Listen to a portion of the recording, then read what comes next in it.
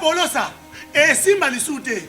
Pour moi, comme on a kuna, bateau va travailler dans Zambé. En tout cas, Basi Baké Moussika. Donc là, va, yo ba mission dans ton pays, aux autres comme il faut. Place nous à où est-ce société. Ah? Oyaki, allez, quittez. Polosa, on est là-bas, on a l'homme na Kekuna. Là-bas. Ah! On nous a mis dans la range. Comment ok? Ah, vraiment. Qui ça? Et en plus, il y a qui ont commis partout dans l'Europe, dynamique Congo, commis partout dans l'Europe. Comment ok? Moussala est commis partout. Tout commis en Suède, tout commis à Paris, tout commis à Lille, tout commis à Bruxelles. Et puis, base n'a vu toujours Londres, Angleterre.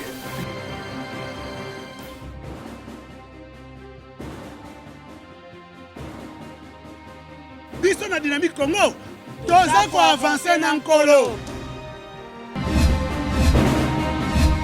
Mesdames et messieurs, bienvenue. C'est un honneur de vous retrouver en ce jour. C'est vrai qu'il y a beaucoup de temps, on n'était pas là, c'est vrai, depuis jeudi.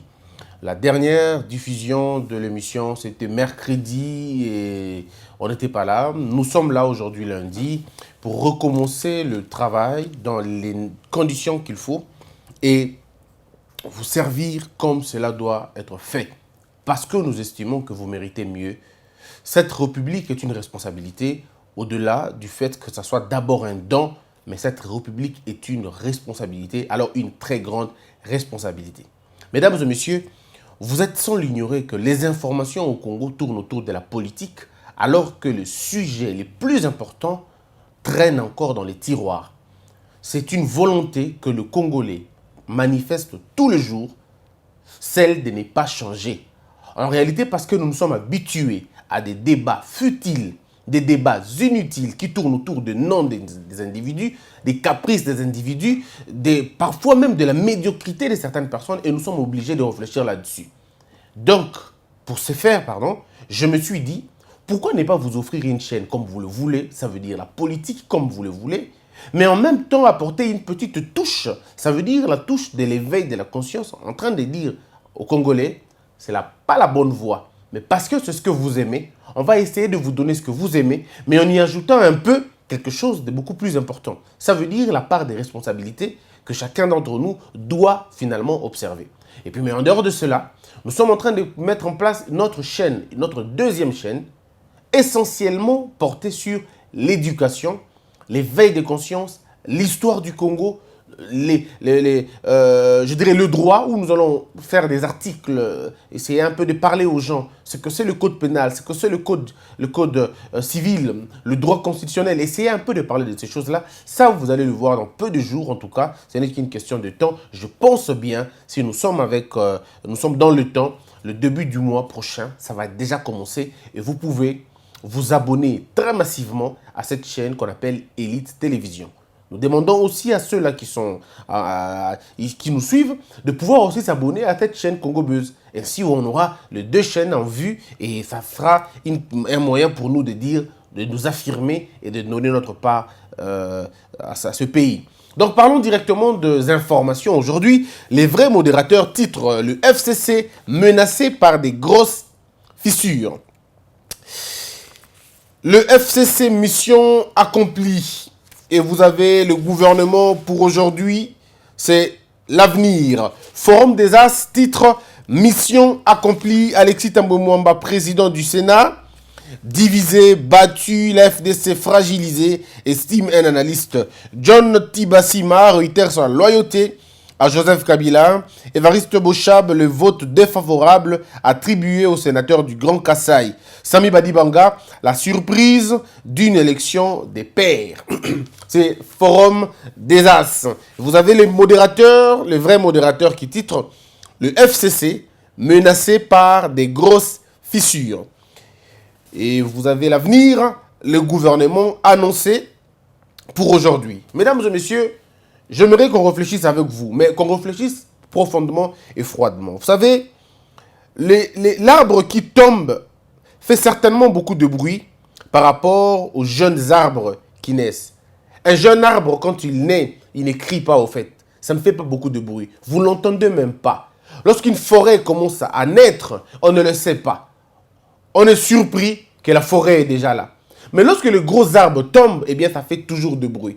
Voilà pourquoi un sage disait, lorsque vous observez la politique, vous devez l'observer objectivement. Écartez-vous de vos passions. Écartez-vous aussi de vos accointances pour mieux voir. Parce que plus vous êtes proche de quelque chose, plus la chose est grande. Plus vous vous approchez de la chose, plus vous comprendrez la fragilité de la chose. Vous savez, quand on s'approche de la Lune, on a comme l'impression qu'elle est petite.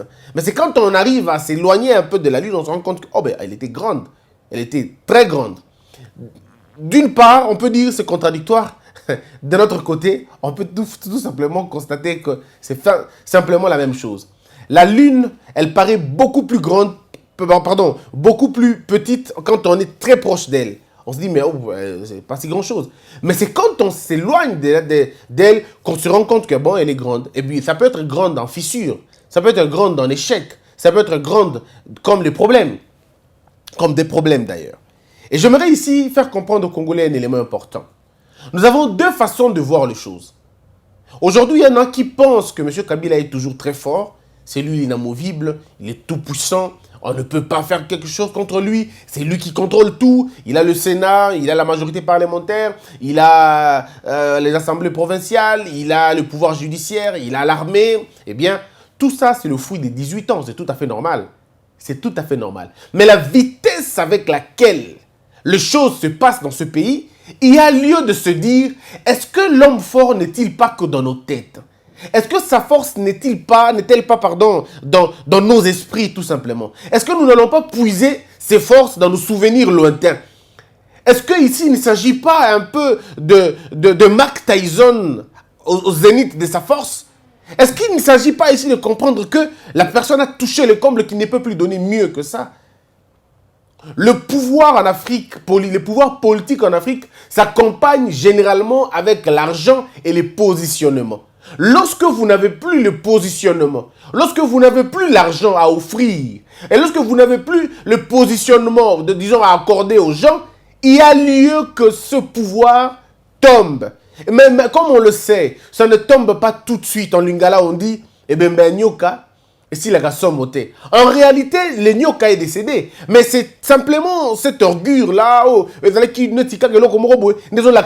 il est encore là. Mais en réalité, quand vous grattez un peu, vous vous rendez compte que, bon, c'est pas qu'il n'est plus, il est totalement fini. Non, mais au moins nous sentons et vous voyez vous-même que cette force est en train de partir. Qui pouvait imaginer qu'en dehors de M. Bati Lukwebo, près de 30 sénateurs allaient dire non au dictat. Alors que ces gens ont passé la nuit avec M. Kabila, chantant, dansant, lui disant on va voter pour M. Tambwe Mwamba. Mais vous vous rendez compte que M. Bati Lukwebo va au-delà de ce qu'il espérait. En réalité, celui qui a véritablement gagné, je crois que c'est M. Bati Lukwebo, parce qu'il était donné pour un échec. En réalité, même ces sénateurs étaient menacés. On disait, ces sénateurs, vous osez, vous partez. Mais là, vous avez plus de 30 personnes, on dit, niet, nous allons le faire. Et ils l'ont fait. Et ils l'ont fait. Lorsqu'on disait ici que non, chers députés, chers sénateurs, vous ne perdrez pas vos mandats, on le disait ici. On a reçu des appels. On n'avait pas su que c'était comme ça, et tout, et tout. Merci beaucoup de nous avoir un peu éclairés. Moi, je leur avais dit, vous ne perdrez pas votre mandat en bravant le FCC. Vous n'allez pas perdre votre mandat. Et ça s'est passé exactement comme on l'avait dit. La suite, c'est quoi aujourd'hui? Vous l'avez vu, 30 ne l'ont pas fait. Mais allons un peu plus loin. 30 sénateurs ont refusé de voter pour le ticket. Tambwe Mwamba, Évariste Bouchab. Nous allons maintenant dans le camp d'Évariste Bouchab. Dans le camp d'Évariste Bouchab, eh bien, c'est plus de 60 sénateurs qui disent non. Est-ce que vous imaginez un peu cela? Ça veut dire plus de 60 sénateurs disent non. Ils disent non à qui? Pas à Bouchab. Ils disent non au dictat. Comment pourriez-vous imaginer que M. Bouchab perde? Là, il y a des gens qui disent non, c'est un sacrifice, c'est tout simplement cela, M. Kabila a joué ce jeu-là. Ok. Continuez à donner à M. Kabila la présomption d'être la personne la plus intelligente au Congo, celle qui peut faire des plans plus que n'importe quel homme. Donc, en fait, en disant ça, l'intellectuel congolais qui pense noyer l'UDPS, ou je sais pas moi, Félix Tshisekedi, ou encore tout le monde, hein, qui pense le noyer en disant que non, Kabila est très fort, ils sont en train de se renier. Nous sommes en train d'assister à un déni collectif où les gens refusent de réfléchir et qu'ils donnent toute l'intelligence, toute je dirais, la magnificence intellectuelle à un homme en disant que lui, il peut réfléchir plus que nous. Ça veut dire, même si nous, on réfléchit au-delà, lui, il est beaucoup plus intelligent que nous. C'est une sorte de complexe, alors c'est le fond, le plus profond des complexes. Ce n'est pas de l'analyse. Non, là, il ne faut pas même dire que non, on est en train d'analyser. Ce n'est même pas une analyse, là, c'est un déni. C'est quelqu'un qui dit, je ne peux pas faire mieux. Lui, il a déjà fait tout ce que moi, plus que moi. Et c'est là où les Congolais, beaucoup se retrouvent. Accordons à M. Kabila toutes les possibilités de réflexion, toutes les possibilités de faire des stratégies, et les autres ne peuvent rien. Parce qu'on se dit, il ne peut pas faire quelque chose pour échouer. Lui, il est beaucoup plus fort que nous. C'est dans la tête que ça se passe. La plus grande guerre, elle est d'abord médiatique. La plus grande guerre, elle est d'abord celle de l'esprit. Lorsque vous perdez la guerre de l'esprit, vous perdrez aussi sur terrain. Quand vous avez déjà perdu la guerre psychologique, eh bien vous perdez. Si M. Kabila est resté 18 ans dans ce pays, c'est parce que M. Kabila savait où frapper.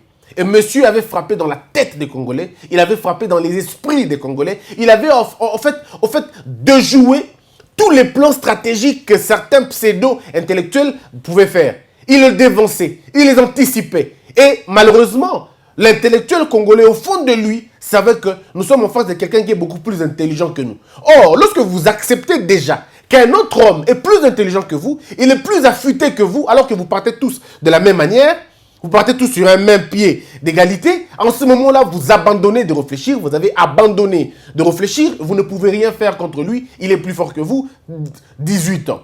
Monsieur Mobutu, c'était la même chose aussi. Faire croire aux autres qu'il est le plus intelligent, c'est lui qui connaît tout, c'est lui qui peut tout faire et vous ne pouvez rien contre lui, ça a donné 32 ans. Et donc, vous avez aujourd'hui ce que nous sommes en train de vivre. Celui qui refuse de comprendre que le FCC est en train de couler, eh bien, il a fait le choix de ne pas le voir. Mais même ceux qui sont au sein du FCC savent que c'est au fait au sommet que les gens se perdent pour la plupart des cas. Lorsque vous avez le Sénat, vous avez l'Assemblée nationale, vous avez le Parlement, vous avez bref une bonne partie des militaires, vous avez une bonne partie de toutes les choses dans ce pays, mais vous n'avez pas la présidence, à un moment donné vous vous dites mais c'est pas possible. Et lorsque même au fond de vous, vous avez l'impression que le président, vous l'avez dans votre poche, c'est la pire des erreurs qui puissent exister. Parce que qui croit embaucher un président a embauché son ennemi. L'histoire de l'Afrique nous rappelle. Qu'est-ce qui s'est passé avec Kadhafi? Kadhafi bénéficiait de beaucoup de prestige du roi. Qu'est-ce qui s'est passé après? Vous avez vu ce qui s'est passé. Nous sommes au Burkina Faso. Souvenez-vous, Sankara et Blaise Compaoré. La même chose. C'est quand vous pensez prendre quelqu'un dans votre poche, encore très grave, lorsque vous pensez qu'on a pris un président, on l'a engagé, on l'a nommé, on l'a placé, c'est le début de votre déclin. Là, c'est même la carte la plus mauvaise qui puisse exister parce que vous avez employé un ennemi. Si vous pensez que vous le contrôlez, en réalité, vous vous trompez énormément parce que le pouvoir use. Le pouvoir est l'alcool. Le pouvoir enivre. À un moment donné, on oublie. Le pouvoir, c'est comme un chien de pitbull qu'on n'a pas nourri suffisamment. Il en demande trop. À un moment donné, le patron devient la victime. Et vous pouvez me croire. Vous pouvez me croire. L'histoire nous dira. La coalition FCC cache, l'un d'entre eux finira dans la gueule de l'autre. Croyez-moi sur parole, enregistrez cette vidéo, l'un d'entre eux finira dans la gueule de l'autre. Et je suis très convaincu, ça ne sera pas lui qui sera avalé. Ben c'est l'autre qui sera totalement englouti. Et ça, je vous le dis, quand ça arrivera, comptez sur moi. Dites encore que mais tout ce qu'il nous a dit finit toujours par arriver. Parce que c'est tellement clair, en fait. C'est tellement clair que à la lieu où vont les choses, ce qui va se passer va être beaucoup plus grand et beaucoup plus grave. Mais moi, j'aimerais qu'on réfléchisse un peu. D'où vient la réussite de Samy Badibanga? Parce que l'UDPS n'était pas allé comme candidat, n'était pas allé en compétition. Comment ça se passe que Bochab perde face à M. Samy Badibanga? Et bien évidemment, il faut dire d'abord à la personne de M. Samy Badibanga. M. Sami Badibanga, on peut le dire dans deux camps. Toutes les deux possibilités sont possibles. M. Badibanga était le choix de M. Kabila lors des élections, lors du débauchage il y a de cela longtemps. Il a fait 4, 5 ou 6 mois, bref, petit moment à la primature. Débauché aussi. Et puis pouf, on est au pouvoir aujourd'hui. C'est lui qui devient le premier vice-président du Sénat. Qu'on le veuille ou pas, M. Sami Badibanga reste le choix ou la carte de M. Félix Tshisekedi dans cette histoire, dans cette élection. Un peu pour dire, si vous pensez déclencher ou enclencher le processus de la mise en accusation, vous avez quelqu'un qui va déjà comprendre le jeu et peut vous jouer un sale tour. Déjà. Ça peut aussi dire comment M. Badibanga bat facilement M. Bochab, qui lui était déjà parti ticket gagnant. La réponse est simple. Les députés ont dit non à M. Bochab. Les sénateurs, pardon, ils ont dit non à M. Bochab. Mais voilà là où ça se passe. Sans aimer M. Bati Lukwebo, sans être pour lui, déjà ceux qui connaissent mon émission savent déjà que ce n'est pas mon truc, ce n'est pas mon dada, le FCC. Mais il s'est passé quelque chose de formidable. Peut-être que les gens ne veulent pas le comprendre. Les gens ne veulent pas le comprendre. Tenez, M. Bati Lukwebo obtient plus de voix qu'on pouvait s'attendre. Mais maintenant, ça veut dire quoi? Ça veut dire si lui, monsieur, peut déjà créer une sorte de distraction ou qui peut créer une sorte de départ organisé et sponsoriser une désobéissance au sein du FCC, rapportant plus de 30 personnes, dans un lieu où il y a 100 personnes, 108 personnes, il peut nous prendre 30 personnes. Ça veut dire que ce monsieur peut faire beaucoup plus de dégâts dans une assemblée nationale où il y a 500 personnes. C'est pas si on comprend l'analyse. Comment il a fait pour convaincre 30 personnes de voter pour lui alors que ces personnes-là ont juré loyauté, honnêteté, fidélité, amour absolu au guide suprême. Mais ces personnes acceptent quand même, alors vraiment quand même, d'aller avec M. Bati Lukwebo. C'est une sorte de colère, de frustration terrible, n'est-ce pas? On prend ça comme ça. Bon, maintenant, prenons M. Bati Lukwebo. Dans le même contexte, on lui dit, bon, d'accord, dans le même contexte, vous nous avez pris 30 personnes sur 100, 4, ça veut dire, je ne sais pas moi, mais c'est en tout cas entre un tiers, si je ne me trompe pas, ou quelque chose comme ça.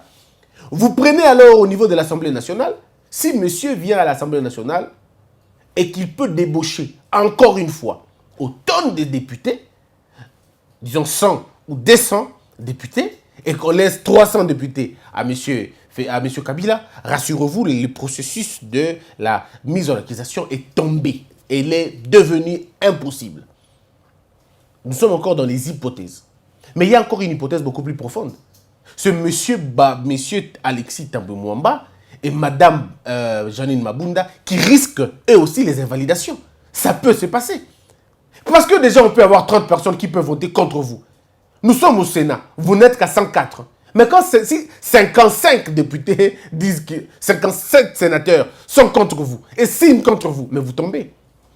C'est-à-dire donc, avec le poids, tout simplement, de Bati Lukwebo, s'il continue avec la même logique, ça veut dire la même force, et qu'il arrive à obtenir 10 sénateurs ou 15 sénateurs de plus dans cette machine du Sénat, avec l'appui, bien évidemment, du président de la République, Félix Tshisekedi, s'ils essayent de travailler là-dessus convenablement, avec plus de 10 personnes seulement, ils ont besoin maintenant de 15 sénateurs seulement, avec le poids de l'élection de M. Bati Lukwebo, M. Alexis Thambwe Mwamba tombe à la minute qui suit. C'est une motion de censure qui commence, et donc, de destitution, depuis finalement on destitue le président du Sénat. Et quand on vous destitue, l'élection doit être refaite. Et si l'élection est refaite, le destitué ne peut pas postuler encore. Donc si le destitué ne peut pas postuler, la place est vacante. Qu'est-ce qui peut être fait en ce moment-là? M. Bati peut postuler comme président. Et si M. Bati postule comme président, M. Kabila devra présenter quelqu'un d'autre. Et là, en ce moment-là, vous voyez ce que ça fait. Ça peut devenir très sérieux et très grave. Au niveau de l'Assemblée nationale, ça va être la même chose. Ça peut être la même chose. Là encore, c'est 500. C'est beaucoup plus facile de tricher dans 500 personnes que dans 104 personnes. Donc, quand on a réussi à faire désobéir un petit nombre dans un petit nombre, c'est tout à fait possible qu'on fasse désobéir un grand nombre dans un plus grand nombre. Parce que le contrôle dans un plus grand nombre, il est beaucoup plus complexe que le contrôle dans un petit nombre. Vous savez, quand vous êtes à 100, l'on peut savoir qui n'a pas voté, qui n'a pas voté, qui a voté. Mais quand on est à 100 et on accepte, on prend le courage de dire non. Bon, moi, ça ne m'étonne pas. Vous savez, le Sénat congolais, depuis très longtemps, a toujours été un Sénat beaucoup plus courageux que l'Assemblée nationale. C'est au niveau de l'Assemblée nationale qu'on trouve un peu la maternelle. Mais quand vous êtes un peu au Sénat, vous vous rendez compte que vous trouvez des gens qui ont, à un moment donné, qui ont de la jugeote et qui ont le courage politique de dire non.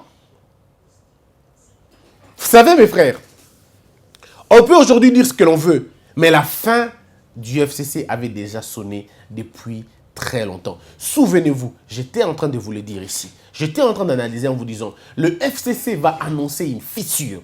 Nous sommes là, 30 députés sont en train de partir. Je vous donnerai quelques pourcentages pour aider beaucoup qui suivent l'émission mais qui ne connaissent pas les enjeux politiques au Congo. On va le dire. La descente aux enfers, comme je viens de vous le dire, est sérieuse. Regardez, Tambwe Mwamba, 57% contre 42% pour Bahati. Mes frères, je ne suis pas très fort en calcul, et ça, vous le savez. Pas très fort en calcul.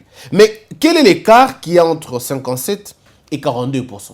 Celui qui a 57% et celui qui a 42%, ils ne peuvent pas dire « Ah ben écoutez, j'ai beaucoup plus gagné ». Non, vous gagnez plus lorsque c'était prévisible. Parce que M. Bahati, M. Tambwe Mwamba était parti pour plus de 70%. Non, il était parti pour plus de 70%. Alors, qu'est-ce qui s'est passé? Vous comprenez un peu? Ça veut dire quoi? Ça veut dire que certains députés ont compris que M. Kabila ne peut plus vous donner mieux. Ça veut dire simplement que certains députés ont compris, disons certains sénateurs, ont compris que M. Kabila ne peut pas nous donner tout ce que nous voulons avoir. On a une vie politique après à garantir. Nous ne pouvons pas continuer à réfléchir par procuration. Nous n'avons pas été à l'école pour rien. Nous n'avons pas été élus pour ça, en fait. Et ici, nous sommes en train de comprendre, ils sont en train de vivre une sorte d'affranchissement qui commence à arriver et que les gens commencent à se dire, bon, ça peut aller. Mais croyez-moi sur parole, ce n'est pas encore fini. Vous voyez, ce n'est pas encore fini. Le gouvernement va sortir. Et ce gouvernement va encore enfoncer les clous de la fissure. Et vous entendrez. Ce n'est pas encore fini parce que dans peu de temps, vous suivrez encore un autre désagrément qui va se passer. Et quand ce désagrément se produira, ça sera beaucoup plus fort que ce qui s'est passé au Sénat. Parce que je vous avais dit, on attend encore la troisième personne. Et quand la troisième personne arrivera, vous me donnerez encore raison. Quelqu'un m'a dit après, tout ce que tu dis finit par se réaliser. Non, ce n'est même pas, je ne suis pas prophète. Ce n'est pas parce que je suis prophète, non. Mais c'est parce que quand vous faites une lecture froide, vous pouvez déjà voir comment les choses tombent les unes après les autres. Vous allez vous rendre compte que la grandeur dont on voit généralement, c'est simplement une grandeur des façades. Mais ce n'est pas une grandeur comme on peut le croire. Dans la Bible, ceux qui lisent la Bible, ils vont nous dire qu'il y a un homme. Cet homme est allé, je crois que c'est Josué, les autres, je crois, Josué et Caleb. Je peux me tromper, hein? Je peux me tromper sur le passage biblique exactement. Mais tout ce que je sais, c'est qu'il y avait des espions qui étaient allés regarder la terre qui convoitait. Mais quand ils sont arrivés, en rentrant, la majorité a dit, non, là il y a des géants.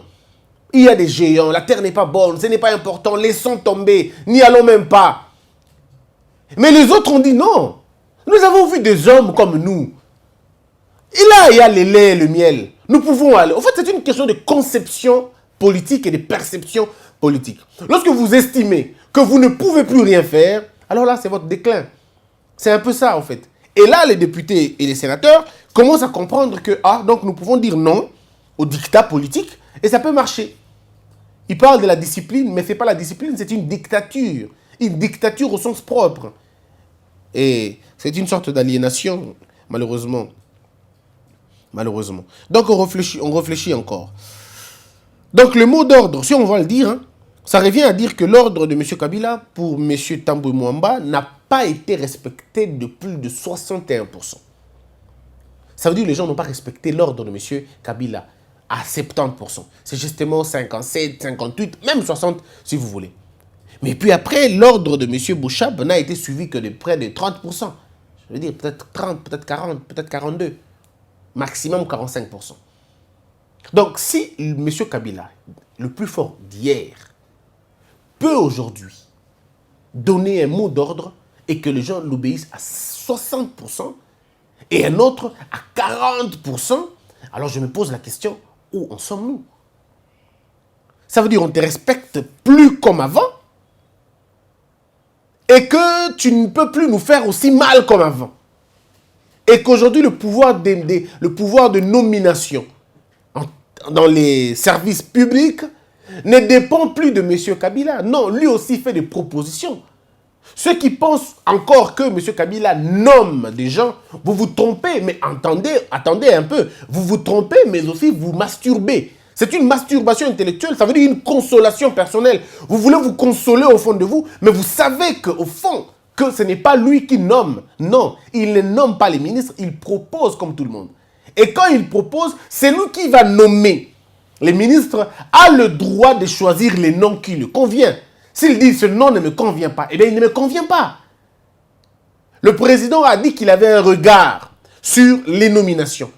Le regard au fait porté sur quoi? Le regard porté sur le nom, porté sur les carrières, porté sur les compétences, porté sur beaucoup bien de choses.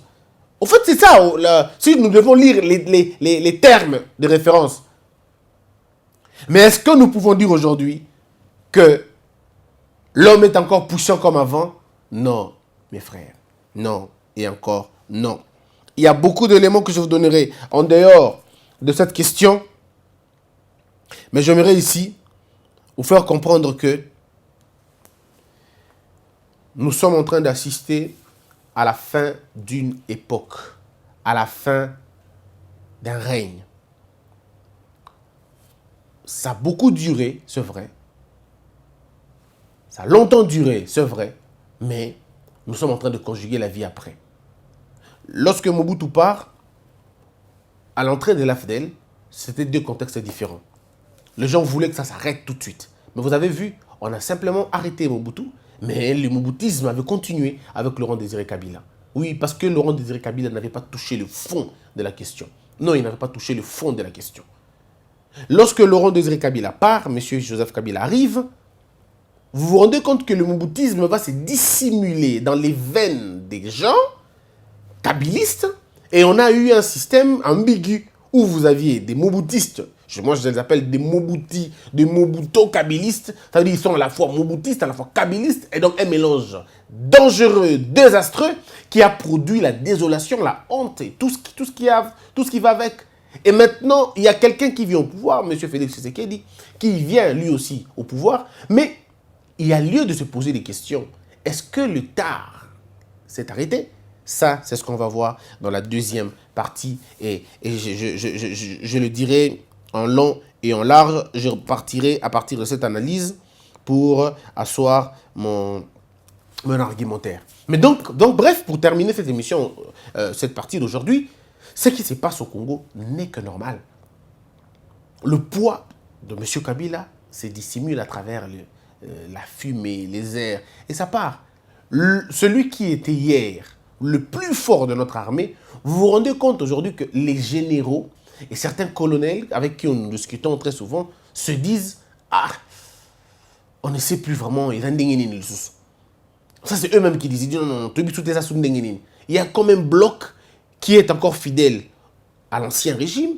Il y a un autre bloc de généraux qui se forment et qui font comment on appel au président Félix, et ça commence à devenir compliqué. Nous avons par exemple une information, je vous promets de terminer par là, une information selon laquelle un général congolais aurait, je dis bien aurait, appelé M. Kagame, comme ils font toujours les services de M. Kagame pour discuter. Et le service de M. Kagame, il paraîtrait, lui aurait dit à ce monsieur, au général, contacte votre président Félix Tshisekedi. Faites-lui ces propositions-là. Et puis, on verra ce qu'on va faire. Je ne peux pas vous aider de l'extérieur. Qu'est-ce que ce général avait dit à M. Kagame? Moi, je ne sais pas. Je ne sais pas du tout, en tout cas. Mais il lui a dit, va parler de ça à votre président. Alors, je me pose la question, pourquoi il n'a pas demandé d'aller voir M. Kabila? Pourquoi? Et pourquoi ce général voulait parler au président rwandais? C'était pour lui dire quoi en réalité? Vous vous rendez compte ici que même certains généraux, même certains hommes puissants au Congo se rendent compte qu'ils ne peuvent plus faire confiance totalement à M. Kabila parce qu'il n'a pas le contrôle de toutes les choses.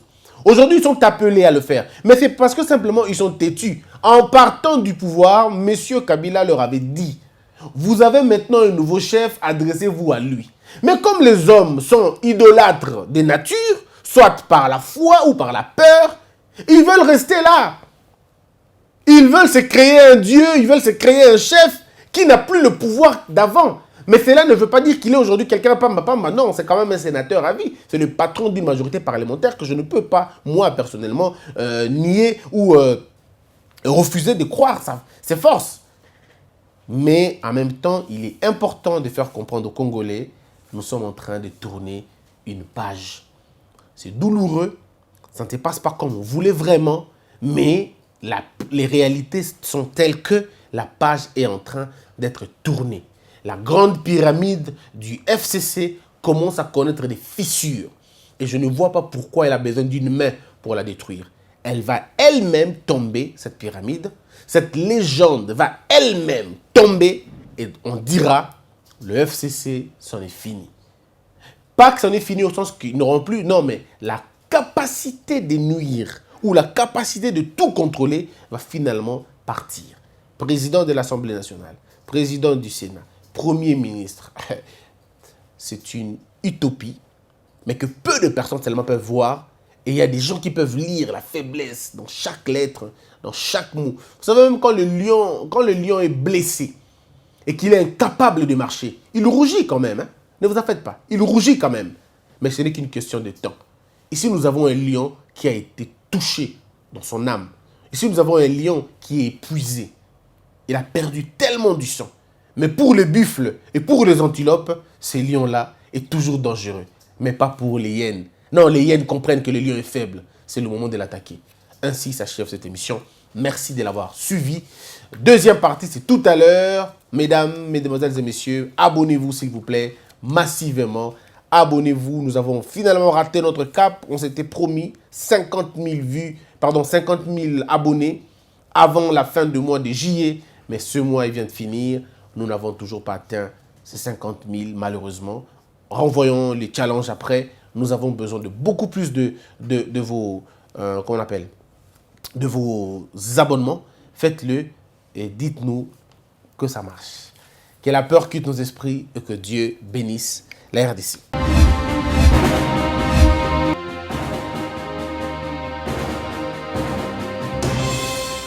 Patron nga Polosa, esimba lisute.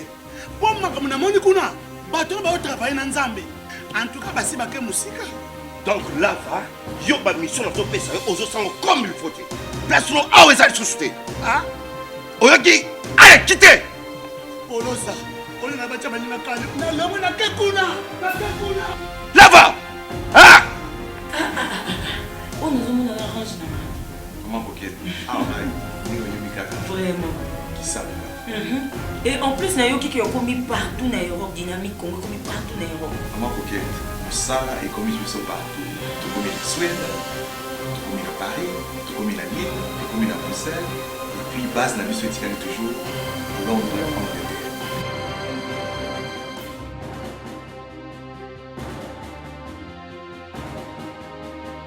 Biso na dynamique Congo, toza ko avancer na nkolo.